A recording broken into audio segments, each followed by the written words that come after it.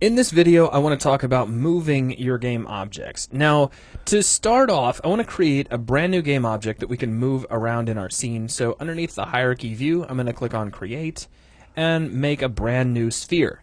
Now, currently this sphere is underneath the ground because that's where the pivot of my camera was.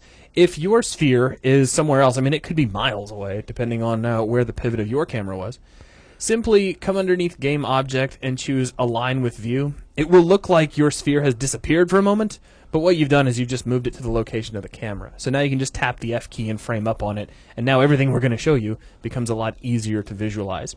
So we're focused primarily on the Move tool. There's a couple of ways to get to this. One is with the button up here in the toolbar. It's the second button over here in your Transform Tools. Or you can just tap the W key, and that follows a similar paradigm that you'll find across just about every major 3D application these days. 3ds Max, Maya, and many, many others. Now, when you have this open, let's just take a quick look at the Move tool in general. What you see are three separate axes pointing out of the center of the gizmo. Each one of these represents an axis upon which you can move the object. So we have a red one, which is for X.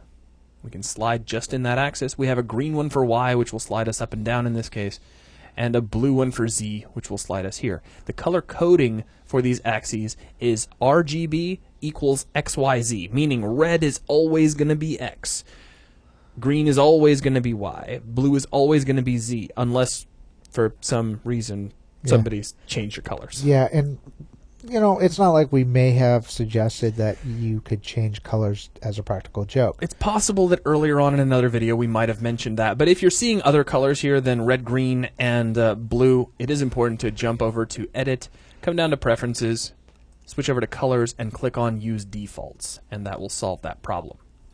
Now again, we can drag on any one of these axes, but you'll also see a little tiny square right in the middle of the gizmo, and if I rotate around to the back to get to the shaded side away from the light, it becomes a little easier to see.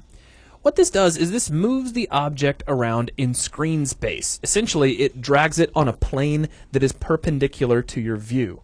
Now the reason that's important is currently with the settings that my Move gizmo is using, if I drag along the red X-axis, take a look over inside the inspector, and you'll see that we are only moving in X.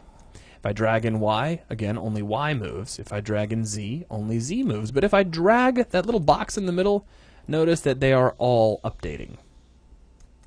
Now this can be really useful if you jump over to one of the orthographic views. For instance, if I take a look at a right view by clicking on the little X-axis up here in my scene gizmo, now I can move only in Y and Z at the same time, which is excellent for precision placement of this object. But let's go ahead and jump back over to our perspective view. Now, when you're moving your objects, you are not limited to moving them strictly in terms of the global X, Y, and Z axes. You can also move them relative to the object's own local rotation axis. When I aligned this sphere to my camera, you might remember that my camera was tilted down at the time. And so this sphere was rotated to match the rotation of my camera. So over here, right next to our Transform Tools, we see a button that currently says Global, and if I click on that, that switches us over to Local. Now our Move gizmo has updated to match the local rotation of our object. So if you think about it, it's kind of like your head. No matter which way, if you're like looking down and I tell you, think about the direction the top of your head is pointing, that's going to be kind of like up, local to your head at all times, even if you tilt your head down or over to the side. Right, and the direction that you're facing is going to be pointing in the Z positive direction. It's kind of like the difference between north, south, east, and west versus up, down, left, and right. Right. I mean, if I tell you to take 2 steps to your left, the direction you go is going to be dependent on which way you were facing when I said that. That's how local works. Currently, this sphere is looking down kind of toward this tent, and if I tell it to jump a couple of units to the right, it's going to go this way.